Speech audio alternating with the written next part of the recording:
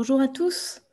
À la demande de Nicolas Pivert, j'ai le plaisir d'introduire cette 5e session du cycle ACR 2020.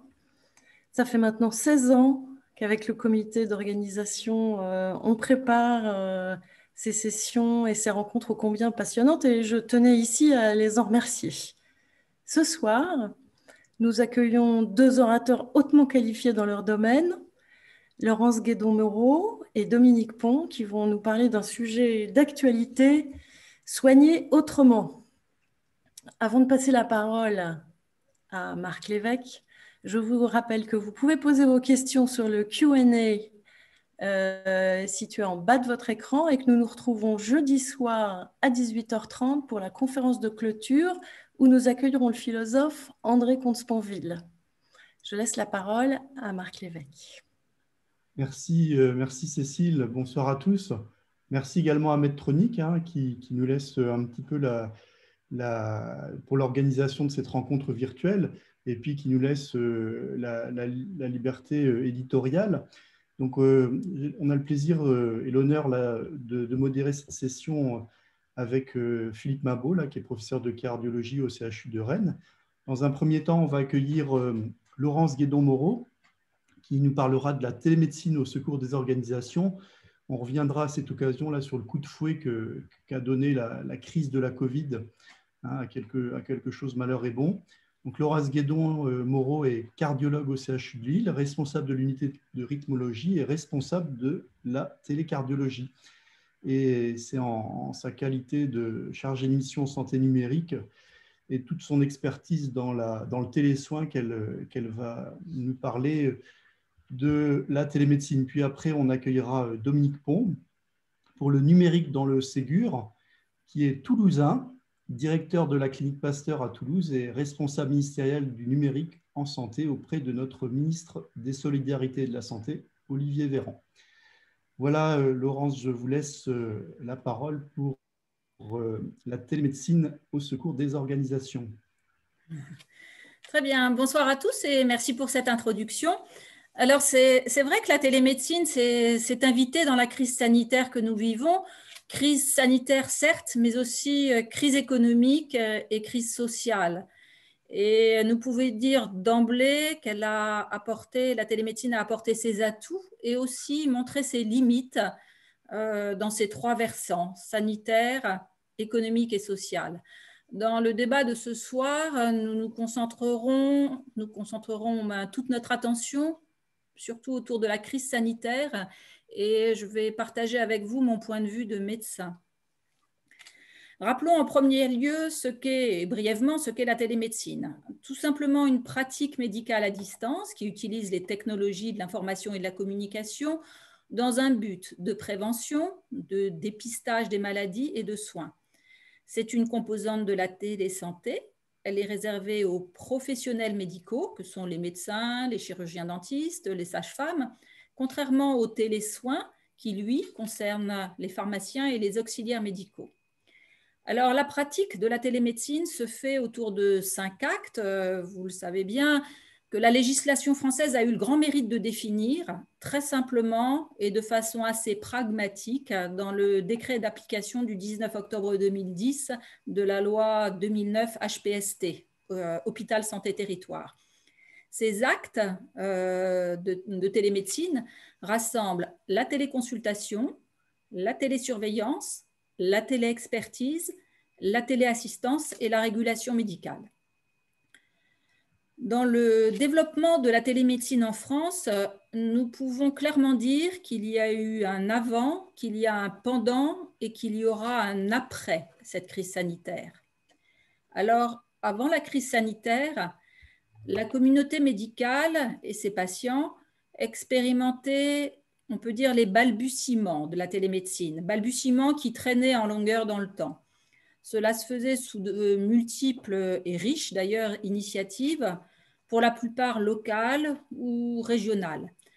Certaines, pourtant assez matures, par exemple la télésurveillance des patients dialysés, la téléconsultation chez les patients résidant en EHPAD, la télésurveillance des patients porteurs d'un défibrillateur ou d'un pacemaker, pour ne citer que quelques exemples. Pourtant, Les grands pas en avant qui ont été faits en 2014, 2017, 2018, 2019 sur le plan réglementaire auraient pu faire démarrer en flèche les pratiques de télémédecine. Ces grands pas en avant, ça a été le programme ETAP, programme d'expérimentation de télémédecine pour l'amélioration des parcours en santé. Il a concerné et il concerne encore la télésurveillance des patients souffrant d'une maladie chronique. Et le deuxième pas en avant, ça a été le financement de droit commun des actes de téléconsultation et de téléexpertise. Mais en fait, la gâchette a été tout autre. Elle est survenue, on s'en souvient, le mardi 17 mars 2020, une date qui restera dans nos mémoires, date de début de notre premier confinement. Et cette gâchette, elle s'est faite sous forme d'un virus. Là est brutalement survenu un arrêt total de l'activité de notre pays, pour ne parler que de lui.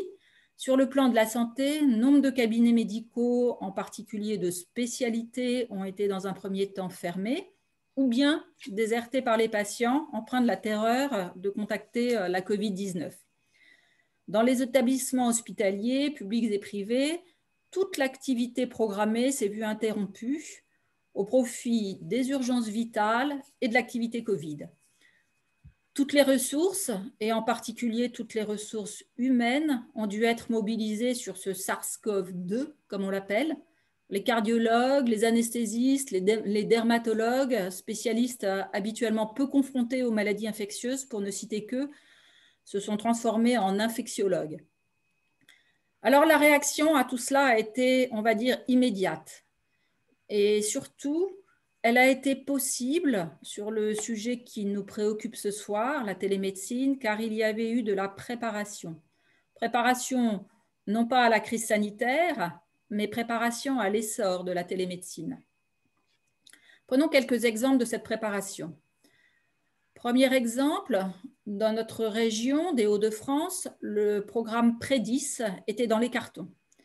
Il s'agit d'un bouquet de services numériques structuré autour de 3 piliers, la mise en relation, la coordination et la télémédecine. Et ces services ont été construits pour cibler à la fois les professionnels de santé et les usagers. Et bien du jour au lendemain, le programme a pu sortir des cartons, comme par magie, pour offrir aux patients et aux professionnels médicaux l'outil dédié à la téléconsultation. Deuxième exemple, en cardiologie, tous les pacemakers et défibrillateurs automatiques implantables modernes implantés en France sont équipés d'une antenne pour permettre une télésurveillance. Dans les centres qui n'utilisaient pas cette fonctionnalité, elle a pu être activée du jour au lendemain pour permettre un suivi à distance des patients, les prémunissant ainsi d'une source de contamination infectieuse, puisque cette fonctionnalité permettait d'éviter un déplacement dans un hôpital ou un cabinet médical pour le contrôle périodique de leur dispositif. Troisième exemple, les établissements hospitaliers se sont depuis longtemps investis dans le numérique en santé.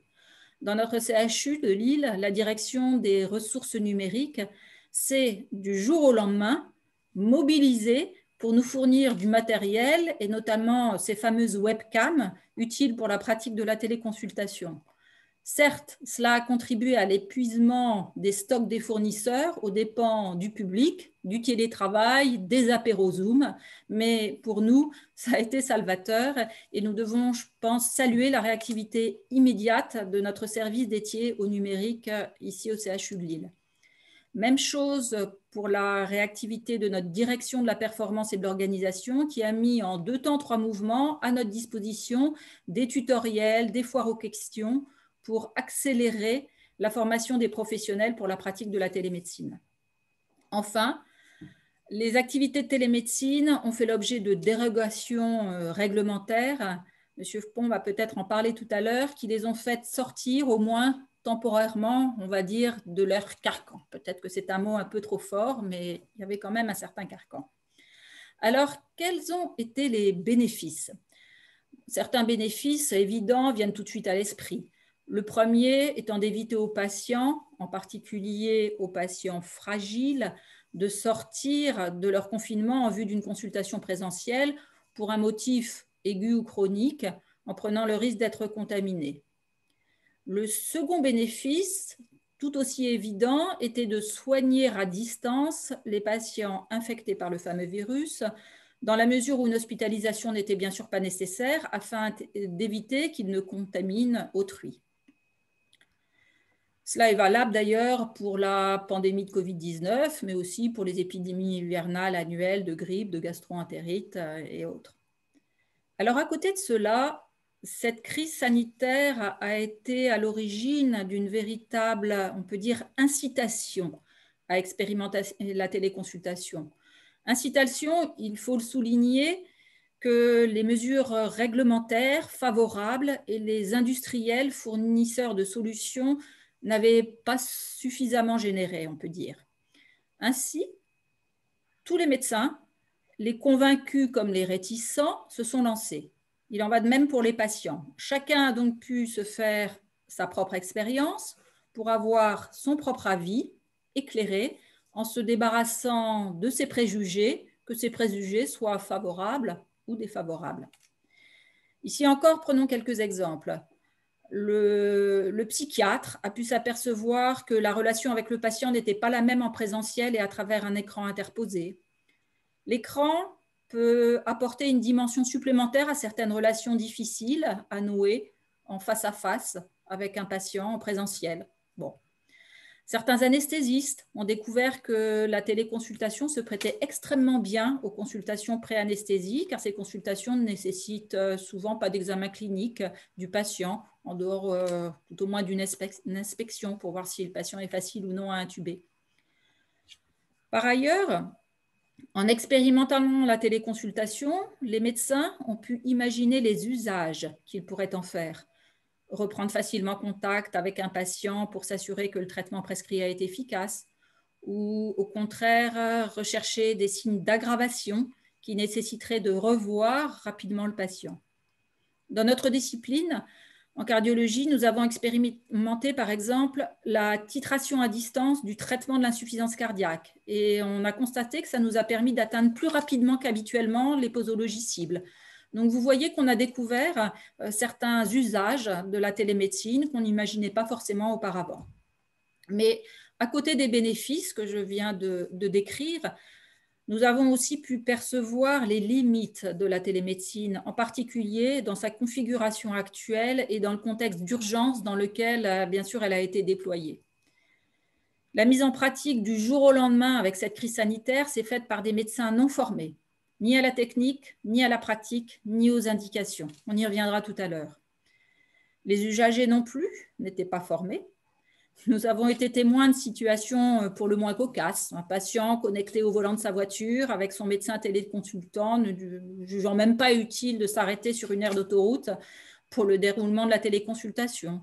Un autre connecté depuis son salon, pas très loin de son conjoint, qui lui, de son côté, monte le son du match de foot télévisé qu'il est en train de suivre car il est un peu gêné par cette téléconsultation. Bon, pour ne citer que quelques-unes des expériences un petit peu saugrenues. Bien sûr, les limites de la télémédecine résident aussi dans les aléas techniques, vous le savez bien, qui sont loin d'être exceptionnels. Coupure de réseau, panne de matériel, etc. Des choses que, bien sûr, on ne rencontre pas en présentiel.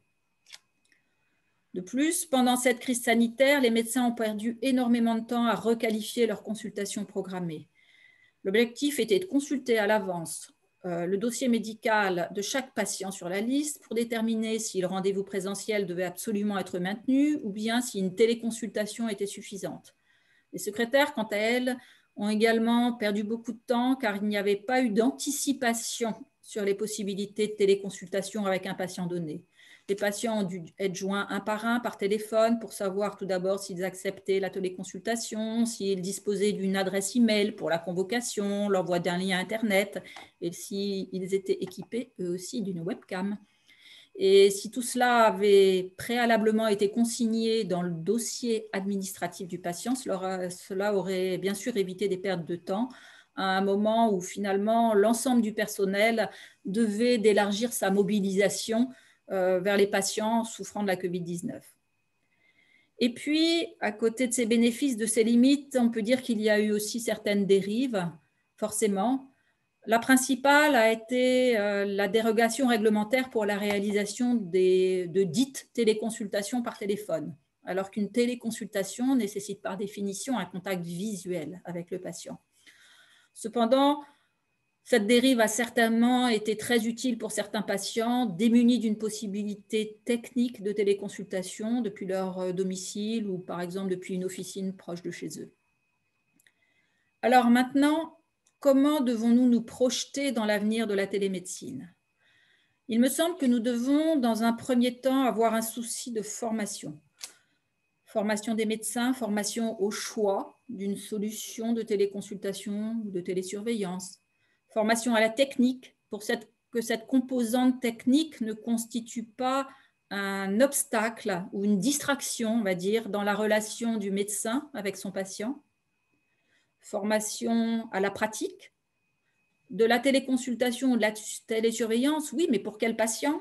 Pour quel motif de consultation? Comment mener une téléconsultation pour laquelle l'interrogatoire et l'inspection doivent être mis en exergue dans la mesure où les autres composantes de l'examen clinique sont impossibles, à moins de disposer d'un stéthoscope connecté, pour l'auscultation par exemple. Formation aussi sur la responsabilité, consentement du patient, traçabilité de l'acte et des éventuels problèmes techniques. Formation à la facturation. Bref, nécessité de formation de l'ensemble des professionnels médicaux. D'ailleurs, aux États-Unis, seuls les médecins formés à la télémédecine sont autorisés à la pratiquer. En France, des formations commencent à se mettre en place. Le diplôme interuniversitaire de télémédecine existe depuis 3 ans, avec 6 universités partenaires, et aussi un enseignement en santé numérique dont la télémédecine commence à émerger dans les facultés de médecine. Comme je vous le disais, il convient aussi de former les usagers et avant tout de les informer. Certains usagers sont favorables à la télémédecine pour des raisons de nature, nous allons dire, sociétale. Gain de temps en évitant un déplacement au cabinet médical, rendez-vous immédiat sur des plages dédiées à la téléconsultation et aujourd'hui peut-être relativement disponibles. Mais au-delà de ces bénéfices, les patients doivent comprendre et réaliser dans quel cadre ils peuvent solliciter une téléconsultation, en particulier en respectant le parcours de soins établi par leur médecin traitant lorsqu'ils ont la chance d'en avoir un.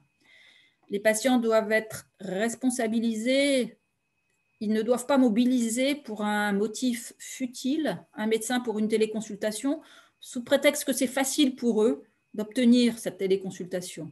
Parce que cette erreur conduirait à amputer le temps médical dédié à des problèmes médicaux plus sérieux.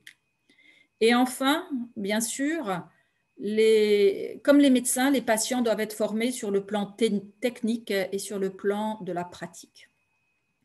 Alors, nous avons longuement parlé de la téléconsultation, mais nous devons garder la perspective de faire aussi décoller la téléexpertise. La téléexpertise, vous savez, elle permet à un professionnel médical de solliciter l'avis d'un confrère. En fait, elle est très structurante dans le parcours de soins. Elle permet parfois de remplacer une consultation spécialisée ou encore de raccourcir le délai d'obtention de cet avis spécialisé. De plus, la téléexpertise est apprenante pour le médecin requérant un avis. Mais malheureusement, cette téléexpertise n'a pas encore décollé, car pour différentes raisons. Premièrement, parce que peut-être sa réglementation est trop complexe. Deuxièmement, peut-être parce qu'elle est à ce jour sans doute insuffisamment valorisée, il faut le dire. Et troisièmement, la troisième raison qui me vient à l'esprit, c'est que les solutions techniques ne sont peut-être pas suffisamment, on va dire, agiles. Voilà.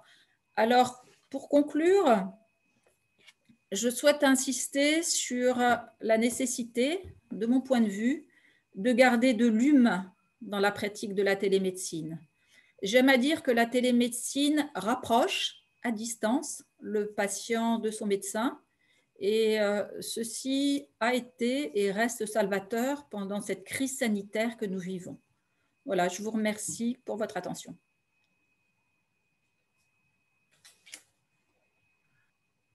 Merci, merci beaucoup Laurence pour ce panorama sur la téléconsultation. Alors, on a probablement là des des questions là, des auditeurs. Alors, s'il n'y en a pas, moi, j'en ai une. Alors, on l'avait un petit peu abordé là en préparant la réunion, et ça arrive de plus en plus. Ces médecins qui sont contactés par téléconsultation par un patient qui est dans un lit d'hôpital et qui souhaiterait avoir un deuxième avis. Alors, j'ai fait un petit sondage autour de moi et cette pratique n'est pas anecdotique. Et on se pose la question de comment l'encadrer et quelle suite à donner dans ces cas-là, Laurence.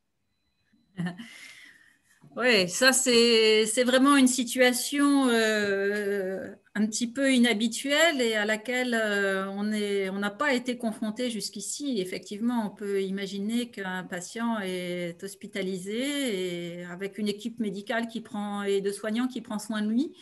Et parfois, il peut avoir envie d'avoir un avis extérieur.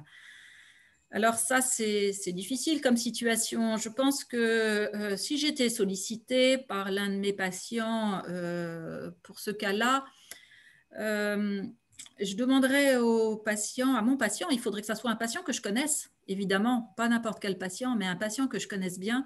Et à ce moment-là, je lui demanderais s'il veut bien que je me mette, que je contacte l'équipe médicale qui le suit pour pouvoir discuter en commun du problème. Et finalement, ce serait comme peut-être, je ne sais pas si on peut appeler ça une télé-expertise, mais en tout cas une discussion en commun. On pourrait pas, un médecin comme ça sollicité ne pourrait pas donner son avis complètement indépendamment de l'équipe médicale qui a en charge le patient. Ça me paraît incohérent. Alors, une question qui revient souvent là, des collègues, une des craintes, hein, notamment au niveau de l'ordre, c'est je vais lancer la phrase, c'est l'ubérisation de la médecine, hein, c'est-à-dire peut-être voir via la téléconsultation à un moment donné des plateformes de téléconsultation en France ou ailleurs avec un métier, hein, ça n'a jamais été le cas dans notre histoire, un métier qui devienne délocalisable. Est-ce que vous pouvez nous faire un petit état des lieux? Est-ce qu'il y a déjà des plateformes un peu sauvages comme ça actuellement et quel est le risque et quel encadrement en fait de ce risque, entre guillemets, si risque il y a? Oui, des plateformes existent et vous savez que en fait, le 5e acte de télémédecine, c'est un acte de régulation. Donc, la régulation, c'est effectivement orienter les patients pour d'abord des soins urgents, mais ça peut être également des soins non urgents. En fait, dans tout ce qui est télémédecine, je pense que à la fois ce qui réglemente la télémédecine, à la fois nous les médecins et également les patients sont quand même attachés au parcours de soins autour de leur médecin traitant. La plupart des Français sont très attachés à leur médecin traitant. Et je pense que l'ubérisation de la médecine n'est à mon avis pas concevable, pas dans la médecine à la française, où vraiment le patient est entouré de son médecin traitant, des médecins spécialistes qui sont nombreux en France, mais moins nombreux que dans certains pays, en particulier dans les pays de l'Europe du Nord, où la proportion spécialiste par rapport aux médecins généralistes est beaucoup plus importante. Donc, je pense qu'on ne peut pas demander un avis comme ça, comme on demande un taxi. Uber. Et je pense que les patients ne seront pas pour cette façon d'entrer dans la pratique de la télémédecine. Bien. Merci Laurent, je crois qu'on aura l'occasion de revenir sur les questions tout à l'heure. J'ai vu déjà quelques questions arriver sur le site et je vais tout de suite donner la parole maintenant donc à Dominique Pont, qui va nous parler des enjeux numériques. Il est bien placé aujourd'hui avec à la fois ses fonctions de terrain en tant que directeur d'une clinique à Toulouse, en tant qu'investi au niveau du ministère en tant que responsable du numérique, et puis aussi avec sa casquette d'ingénieur de formation, donc toute une palette qui lui donne toute la légitimité pour nous faire un point sur ce sujet. Dominique Pont, je vous donne la parole.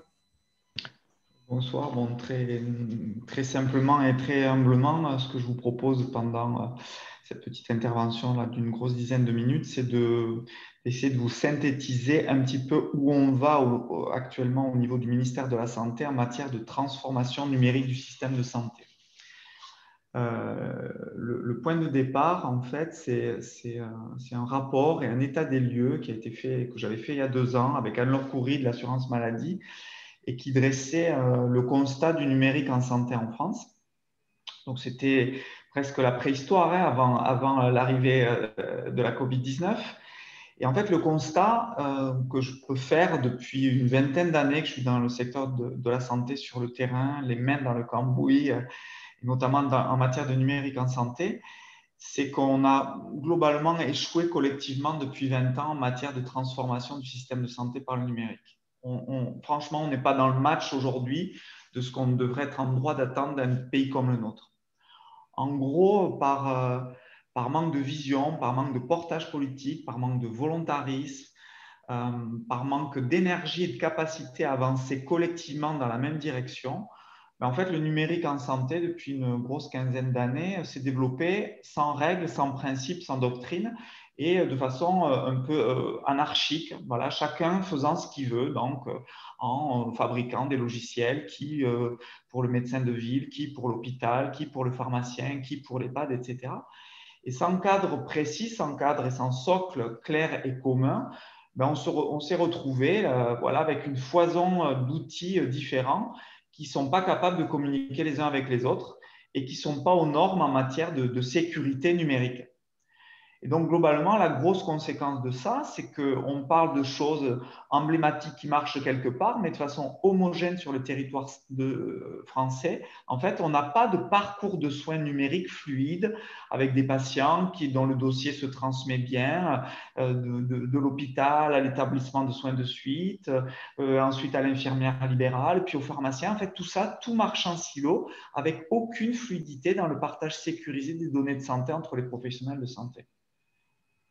La deuxième conséquence de ce manque de volontarisme et de portage politique et de vision claire, voilà, depuis plus d'une grosse décennie, c'est que le citoyen français aujourd'hui, il n'a rien. On n'a rien, on n'a toujours pas nos données de santé en tant que citoyen français. On n'a pas notre dossier médical quelque part, alors que d'autres pays ont avancé sur ce sujet. C'est un peu le tiers-monde numérique, la France, vu du citoyen français. Il faut se dire la vérité, quoi. Donc, par rapport à cet état de fait, le point de départ, en tout cas celui auquel je crois, celui pour lequel, voilà, avec tous les gens du ministère de l'assurance maladie, tout l'écosystème industriel, les professionnels de santé des établissements de santé, ce à quoi on croit, c'est qu'il n'y aura pas d'homme ou de femme miracle qui va tout résoudre ou un logiciel miracle qui va tout résoudre. La seule solution en France pour qu'on progresse en matière de numérique en santé, c'est d'être capable d'avancer de façon collective. Et ça, ce n'est pas notre fort en France. On est super bon pour intellectualiser, pour théoriser, on est super bon pour s'autoflageller, pour critiquer, etc. Mais humblement, collectivement, se mettre d'accord pour construire, se retrousser les manches et avancer dans la même direction, on est beaucoup moins fort. Et donc, pour qu'on puisse avancer collectivement, à mon sens, il y avait besoin de 2 choses en matière de numérique en santé. Poser un cadre de valeurs commun et poser une vision commune. Le cadre de valeurs commun, j'assume une forme de romantisme. Moi, je pense qu'il faut que le numérique en santé en France, il soit humaniste, il soit citoyen, il soit souverain et il soit éthique. La souveraineté, moi, ça fait 20 ans que je défends ça en matière de numérique parce que ce que je crains par-dessus tout, c'est qu'on ne soit pas capable de se mettre d'accord entre nous, dans notre pays ou en Europe en tout cas, pour construire nos propres plateformes numériques souveraines. Et donc, qu'on finisse voilà, dans d'autres types de modèles, peut-être chez les GAFA, peut-être chez les Batix en Chine, mais qu'on soit plus capable de porter notre propre souveraineté en matière de numérique et donc de soutenir notre vision du système de santé. Donc, par rapport à ça, le modèle qu'on a proposé, qui a été annoncé avec Agnès Buzyn en avril 2019, et qui a été relayé par Olivier Véran avec beaucoup de volontarisme, ce qu'on appelle le Ségur numérique en juillet dernier, en disant on veut accélérer la feuille de route qui avait été proposée par Agnès Buzyn en matière de numérique en rajoutant 2 milliards, je vais en reparler tout à l'heure. Cette vision-là, elle est basée sur une répartition en matière de gouvernance entre les pouvoirs publics et l'écosystème privé. Tout est là dans cette articulation. La vision qu'on porte, la vision que je porte avec beaucoup de volontarisme, c'est de dire qu'il faut s'inspirer un petit peu de la gouvernance d'une ville. Dans une ville, dans la construction d'une ville, les pouvoirs publics, ils font le code d'urbanisme, ils délivrent des permis de construire, ils construisent les communs, les routes, les ponts, le tout à l'égout, le réseau d'électricité, mais les pouvoirs publics, ils ne s'amusent pas à construire des buildings ou des maisons individuelles à la place de l'écosystème privé, des promoteurs, des personnes physiques.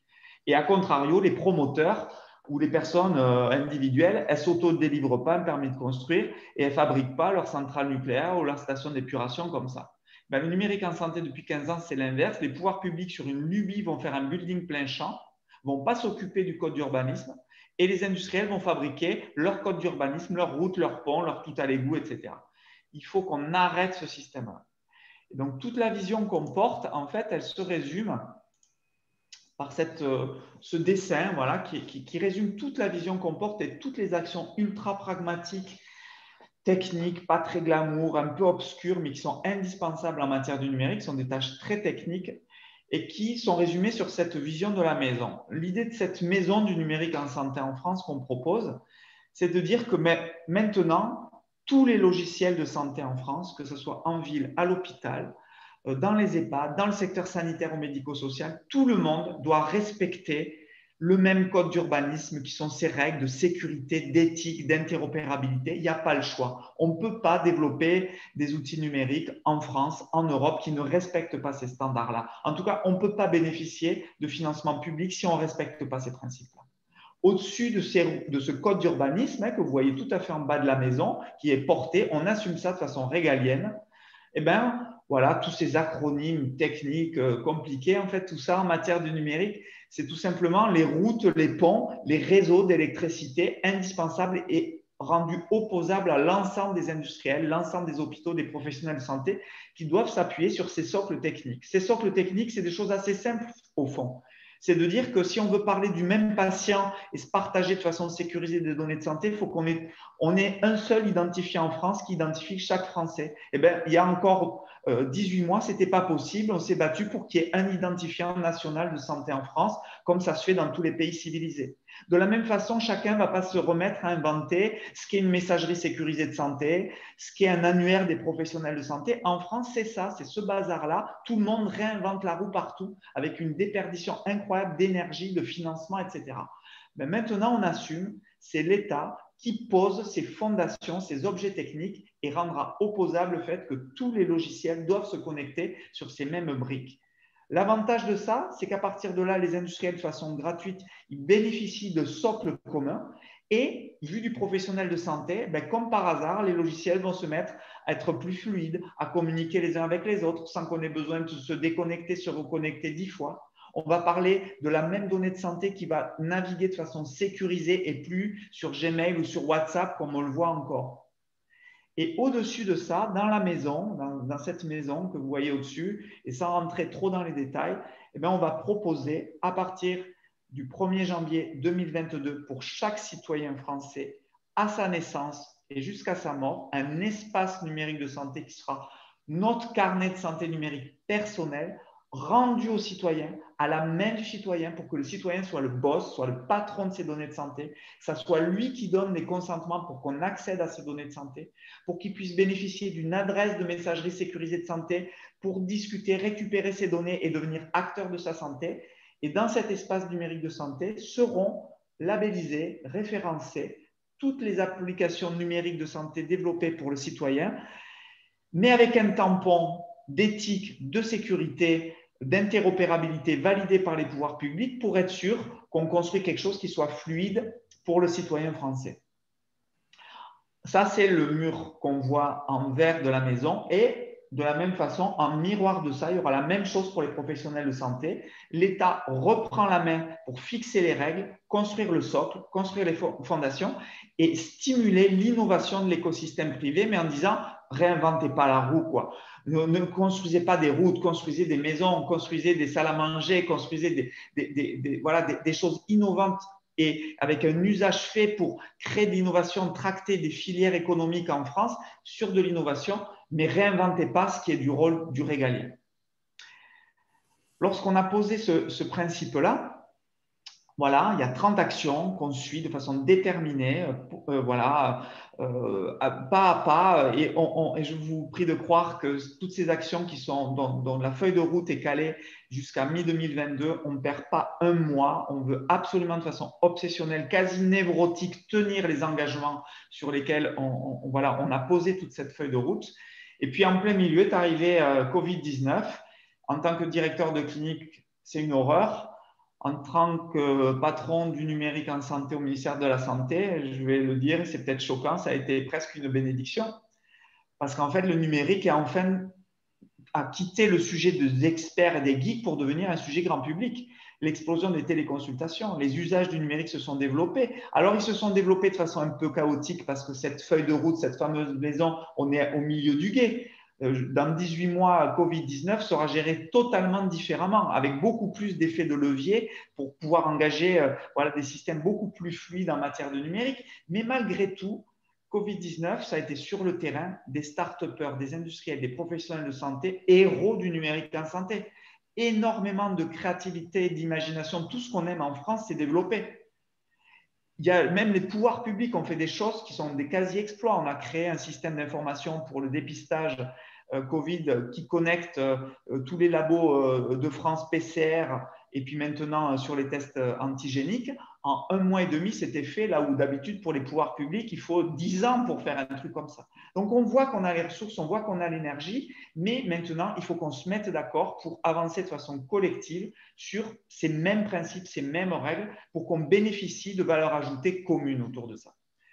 Lorsqu'Olivier Véran, juste après la première vague Covid, a ouvert les négociations du Ségur, en fait, il a dit, cette maison, je veux que vous alliez plus vite. Je veux que maintenant, en 18 mois, en 12 mois, on puisse voir de façon sécurisée, partager les comptes rendus d'hospitalisation, les résultats de biologie, les comptes rendus d'imagerie, les images émanant des plateaux techniques. On veut voir le volet de synthèse médicale, c'est-à-dire le résumé médical du médecin généraliste, partagé de façon sécurisée par ces outils régaliens et proposé, restitué aux citoyens français pour que, courant 2022, quand on va commencer à ouvrir et est-ce que les citoyens français vont s'approprier ces outils avec ce fameux espace numérique de santé, ils puissent maintenant dialoguer avec leurs professionnels de santé dans une logique de co-construction de leur parcours de soins.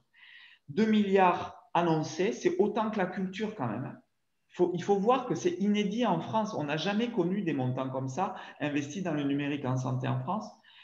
Dans ces 2 milliards sur un plan à 3 ans, c'est-à-dire un temps court, pour pouvoir rapidement basculer, développer les usages, inciter les professionnels de santé, les industriels. L'idée générale, c'est en gros 600 millions d'euros pour le secteur médico-social, 1,4 milliard pour le secteur sanitaire, avec comme objectif de réserver des enveloppes directement aux industriels, enfin, pour les industriels qui en France jouent le jeu, ils signent des chartes d'engagement, ils sont moteurs en France. Il faut arrêter de stigmatiser cette histoire-là des industriels qui seraient pas éthiques, etc. Il y a un vrai volontarisme de nos industriels pour jouer collectif, les soutenir pour qu'ils respectent ces fondations et atteindre des cas d'usage de partage de données de santé très pratiques, ville, hôpital, sur ces cas que Olivier Véran a fixés, compte rendu d'hospitalisation, résultats de biologie, compte rendu d'imagerie et résumé médical du médecin généraliste, pour qu'en 2022, on puisse bénéficier un petit peu de cette mise à niveau technique de tous nos outils numériques de santé en France pour pouvoir en fait avoir les meilleures conditions possibles pour que le citoyen français, on puisse l'engager de plus en plus au travers du numérique en santé. Je voudrais juste conclure pour vous dire une petite chose.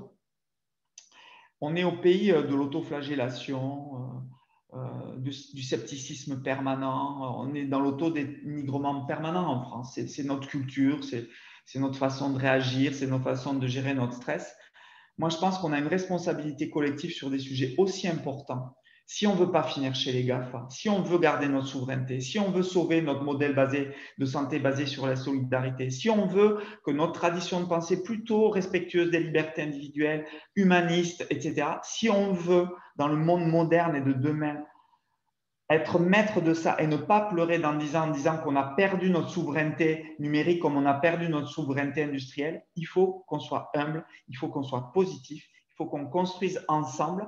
Et cette vision-là, croyez-moi, du côté des pouvoirs publics, maintenant, il y a une détermination comme il n'y a jamais eu. Pour conclure, comme diraient mes enfants, hashtag méga déter, quoi.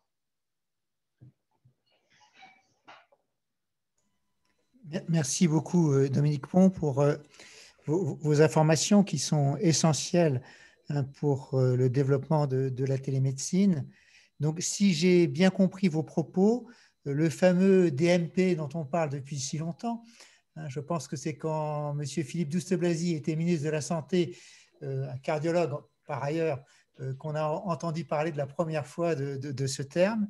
Et donc, vous nous annoncez que dans les 2 années qui viennent, on aura cet espace individuel où pourront être stockées nos données de santé. Je dis nos parce que là, je prends ma casquette de citoyen et de patient éventuel.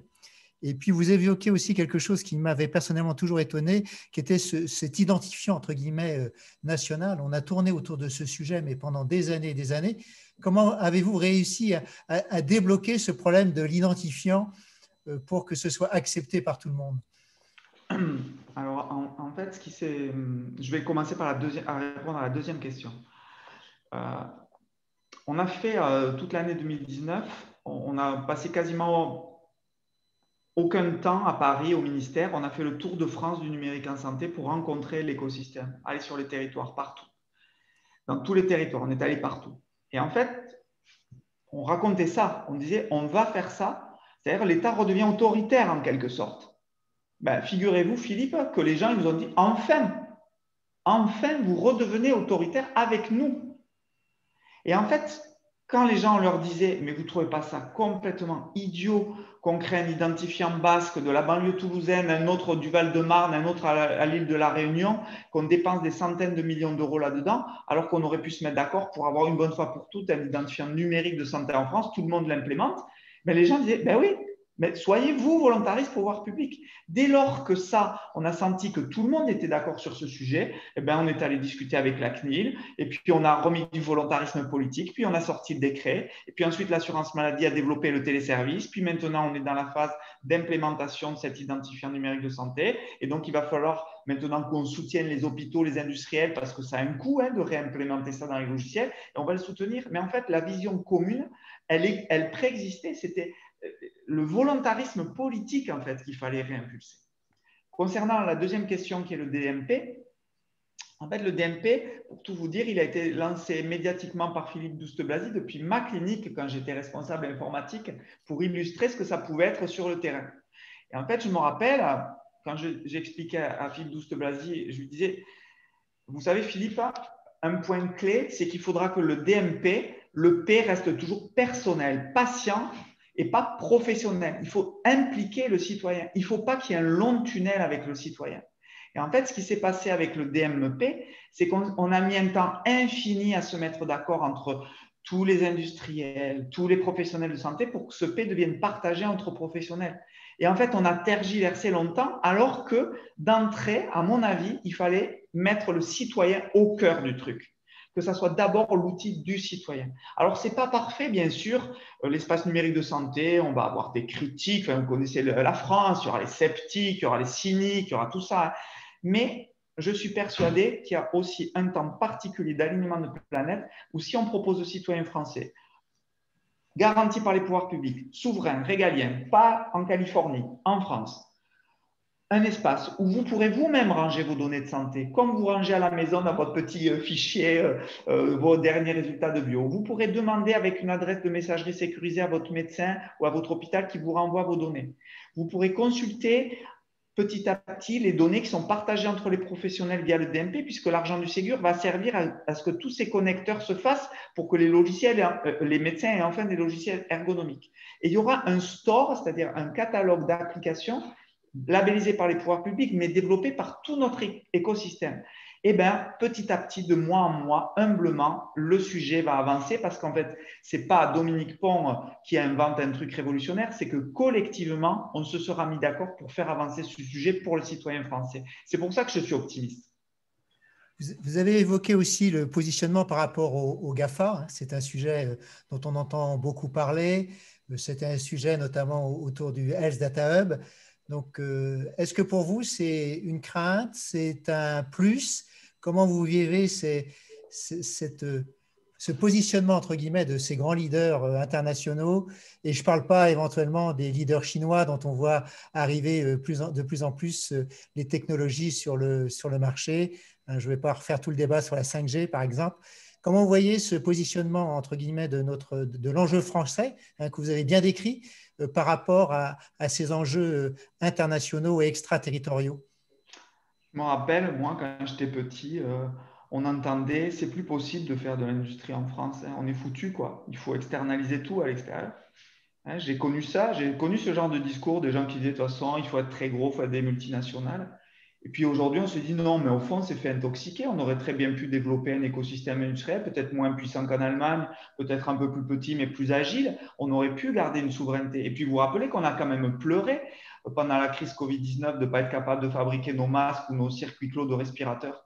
Demain, si on n'est pas souverain en matière de numérique en santé, si on n'est pas européen, si on n'est pas souverain, on pleurera dans 10 ans parce qu'on aura perdu notre souveraineté dans le numérique. Donc moi, ce que je crois, c'est qu'il faut humblement construire notre modèle. Bien sûr qu'on sera probablement moins fort sur le big data, sur l'IA que les Chinois, que les Américains. Peut-être qu'on sera moins fort sur le cloud. Mais dès qu'on peut progressivement construire notre souveraineté, humblement, sur un cadre de valeur bien à nous, en disant, ben, nous, on veut du numérique éthique, respectueux des libertés individuelles.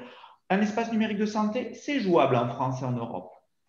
Un outil de téléconsultation, on n'est pas condamné à acheter que des plateformes internationales. Si on peut le faire, et peut-être qu'il y aura d'autres sujets où on n'est pas encore mûr, ce qui a été le cas du Health Data Hub il y a 2 ans quand ça a été lancé, eh bien, on va regagner petit à petit, humblement, notre souveraineté en essayant de remonter en charge au niveau européen notamment.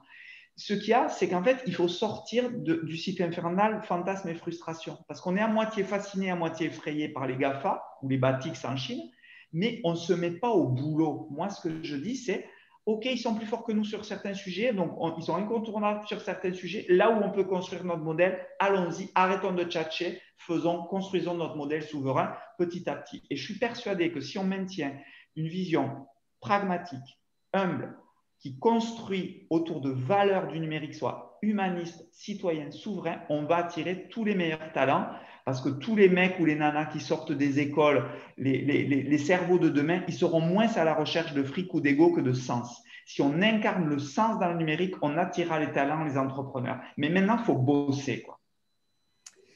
Question pour Laurence, que j'ai vu donc dans les questions posées, et j'en aurai une deuxième derrière.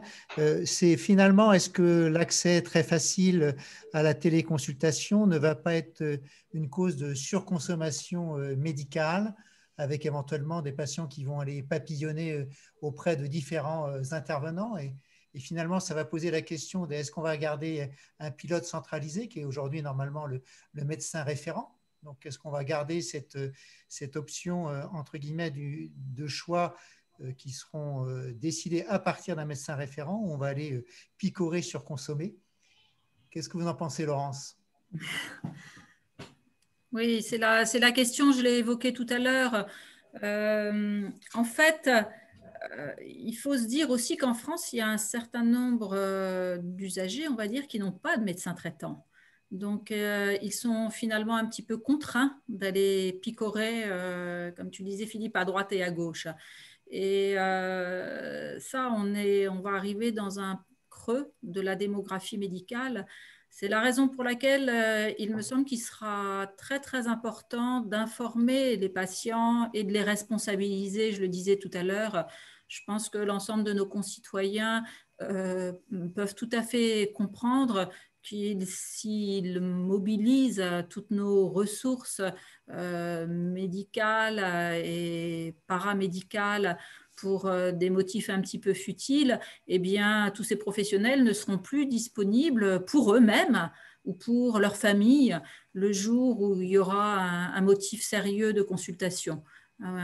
Donc, je pense qu'il va falloir informer, éduquer.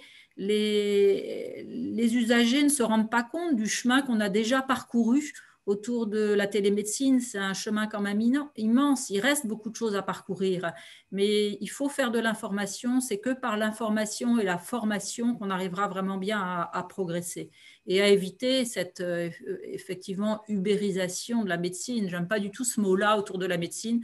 Je trouve que ça va pas du tout. Il faudrait le changer et on pourrait dire plutôt ce consumérisme. Il existe déjà de toute façon.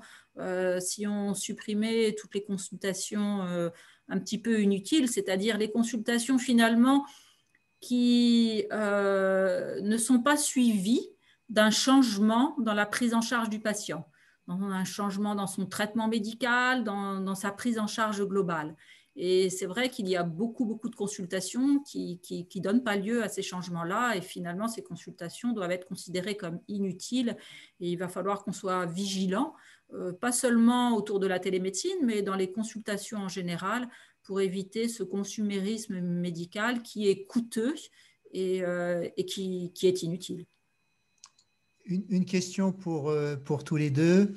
On voit bien que probablement autour de ces nouveaux outils numériques au sens large, c'est une porte ouverte au développement des aspects pluriprofessionnels, donc une approche pluriprofessionnelle des patients et de la pathologie, et peut-être aussi une approche plus intégrée dans le cadre de réseaux de soins qui sont aussi des gros dossiers, des gros chantiers qui sont aujourd'hui développés. Donc, est-ce que vous voyez tous les deux que ce développement du numérique est plutôt une opportunité ou pas pour cette évolution de nos prises en charge? Dominique, peut-être pour commencer, et Laurence après? Évidemment, oui. Le numérique, c'est le partage de l'information. Voilà. Donc, évidemment, le développement d'outils numériques et le développement du numérique, c'est clairement l'outil de parcours, évidemment. Mais comme je disais tout à l'heure, c'est un outil de parcours si le logiciel différents sont capables de discuter entre eux de façon sécurisée. Donc, voilà, c'est pour ça qu'on milite en fait pour se mettre d'accord pour que justement ces parcours numériques et ces réseaux de soins autour de la prise en charge d'un patient, ils soient fluides d'un point de vue technique. L'autre sujet juste qui me paraît essentiel, c'est que je pense qu'une des erreurs classiques dès lors qu'on parle de parcours de soins, c'est de dire on fait tout ça pour le patient, mais on ne le met jamais au centre, on ne le met jamais vraiment au centre en fait. Donc pour moi, l'avenir du numérique comme outil de parcours de soins, c'est bien sûr des outils qui dialoguent entre les professionnels et les établissements de santé, mais aussi avec le patient lui-même. Et c'est ce truc-là qui a été oublié à mon avis, à la fois dans la vision, mais aussi dans les outils. Et c'est vraiment ce retard-là qu'il faut rattraper, parce que là, avec le citoyen lui-même, il y aura un effet de levier gigantesque sur les parcours de soins. Laurence? Oui, le parcours de soins est absolument crucial avec le patient au centre. Ce n'est pas moi qui vais dire le contraire, ça c'est sûr. Il va falloir que nous, les médecins, on définisse quand même nos usages de la télémédecine. C'est vrai que certaines choses ne sont pas concevables au jour d'aujourd'hui. On n'imagine pas très bien pour certaines spécialités que la consultation, je le voyais dans le chat là, soit possible. On va dire un médecin ORL qui qualifie sa spécialité de orificielle, où il doit mettre un peu des endoscopes dans des tuyaux, des otoscopes dans des oreilles. C'est pas facile à distance. On y arrivera sûrement avec peut-être des objets un petit peu connectés, mais ça va être plus difficile. Donc, chaque médecin va devoir définir les usages qu'il va faire de la télémédecine. Donc ça, je pense qu'on a beaucoup de progrès à faire autour de ça, définir des usages, des parcours, et puis aussi associer les différents actes de télémédecine. On le connaît bien dans notre spécialité en cardiologie, c'est extrêmement utile d'associer de la télésurveillance à de la téléconsultation. parce qu'évidemment, avec de la téléconsultation, on va pas, nous les cardiologues, on ne va pas avoir d'électrocardiogramme ou d'électrogrammes, de choses comme ça, alors qu'à distance, on peut avoir ces éléments qui sont importants pour notre prise en charge des patients, à la fois pour le diagnostic et la surveillance de traitement. Donc tout ça va devoir être défini. Finalement, la pratique médicale de la télémédecine a besoin de mieux se définir et de prendre ses marques, il me semble. J'ai une autre question pour tous les deux, et là je vais prendre ma casquette universitaire. Qu'est-ce que vous voyez comme impact en termes de formation de ce développement de la télémédecine dans le champ des professions de santé, mais peut-être aussi de la formation globale, puisque comme vous l'avez dit tous les deux, il n'y aura pas que les professions de santé, il y aura tous les patients. Donc on est tous acteurs, entre guillemets, de cette réforme, cette révolution numérique. Oui, alors on commence à mettre en place un enseignement numérique en santé. Là, à Lille, on a donc défini une mission du numérique en santé à la faculté de médecine qui va être déjà ciblée sur le 3e cycle, parce que ça va être les futurs médecins qui vont bientôt s'installer. Il faut dire que jusqu'ici, ces jeunes futurs médecins, on va dire, ne savent même pas ce qu'est un logiciel de gestion du cabinet médical. Ils ne savent pas ce que c'est que de la télémédecine, quels sont les actes de télémédecine. Ils ne connaissent rien de tout cela, sans parler de l'intelligence artificielle, qui est un mot un peu magique, qu'on a tendance à mettre un petit peu à toutes les sauces, mais qui deviendra sûrement une réalité dans leur pratique médicale future. Donc forcément, il faudrait qu'ils aient une initiation à ce que c'est et à comment ils pourront l'utiliser et s'en servir. Donc il y a beaucoup de choses à faire autour de la formation en faculté de médecine. Donc pour le 3e cycle initialement, parce que c'est le plus pressé, et puis après, il faudra introduire cette formation dans le numérique en santé dans le 2e cycle. Et vous savez qu'il y a beaucoup de centres nous, on a un centre qui s'appelle Présage de simulation. Il y en a dans beaucoup de facultés de médecine.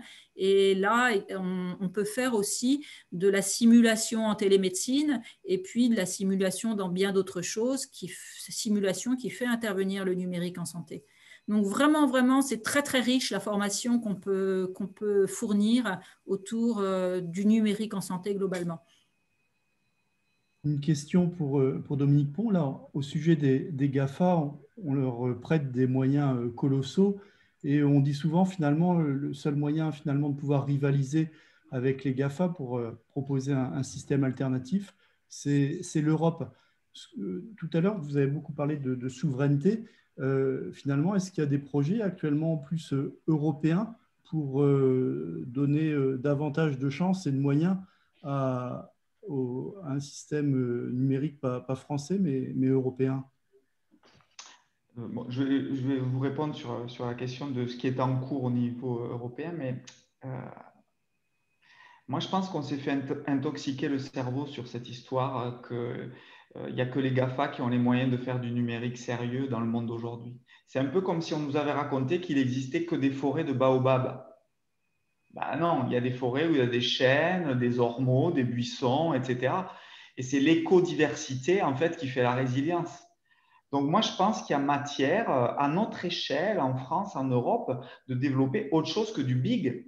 Moi, je pense qu'on peut développer du numérique en santé où il n'y ait pas que des licornes, où il y ait des petits colibris façon Pierre Rabhi 3.0, quoi. Vous voyez? Un modèle un petit peu différent, mais porteur de sens, peut-être moins big. Voilà. Et je pense qu'on nous a fait croire, en fait, qu'il n'y avait que du big possible. Et moi, je ne crois pas du tout à ça sur le numérique.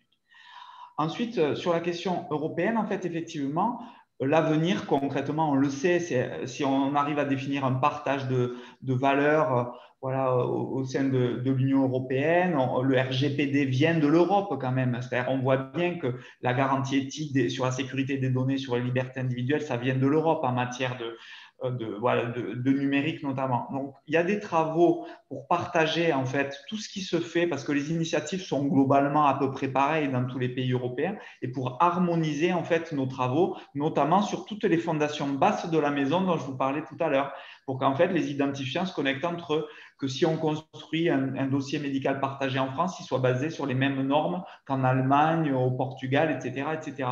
Et en fait, les travaux sont en cours, mais moi, ce que je crois, c'est que dans la façon de construire au niveau européen, il ne faut pas attendre le grand soir. Il faut qu'on avance tous en se fixant les mêmes principes, les mêmes guidelines, mais on ne peut pas attendre qu'il y ait un grand soir européen du numérique pour commencer à avancer. Il faut que chaque pays avance dans la même vision. Bien, je vois l'heure qui tourne, donc ça fait 1 heure que nous sommes ensemble. Je crois qu'il va être le temps de nous séparer. Donc, je tiens vraiment à vous remercier tous les deux, Laurence et Dominique, pour vos interventions très complémentaires et votre vision à tous les deux très, très optimiste et que je partage de l'avenir à la fois de la télémédecine au sens large. Laurence s'est aussi intéressée tous les deux très tôt dans notre discipline. L'optimisme aussi de Dominique Pont à construire un système national, et je partage tout à fait cette opinion sur le fait qu'on peut très certainement à l'échelon de notre pays construire des choses très intelligentes et d'avoir des outils relativement à court terme. Et j'ai trouvé votre calendrier très optimiste, très ambitieux, mais je vous fais confiance parce que vous allez nous mener ça de main de maître. Et donc, je pense que nous allons connaître d'ici les 2 ans qui viennent une vraie évolution. Et je pense que bon, le Covid a probablement, ou la Covid a probablement boosté un peu les choses, mais c'est vrai, c'est des dossiers qui étaient déjà en route depuis de nombreuses années. Et je pense que maintenant, on ne fera plus marche arrière dans cette nouvelle évolution. Je pense aussi que les jeunes générations qui ont grandi avec les outils numériques seront beaucoup plus habiles que les vieux médecins aux cheveux blancs, comme je le suis moi-même aujourd'hui. Donc, un grand merci à tous les deux. Un merci à nouveau à Medtronic pour son soutien et l'entière liberté que nous avons dans l'animation de ces débats. Et je vous donne tous rendez-vous donc jeudi soir à 18h30 par la même connexion pour une discussion avec le philosophe André Comte-Sponville. Et ce sera la séance de clôture de cette série consacrée à la Covid. Merci à tous. Merci à tous ceux qui étaient connectés avec nous aujourd'hui. Vous étiez nombreux. Je vous souhaite une bonne soirée et à jeudi prochain. Merci. Bonne soirée aussi. Merci.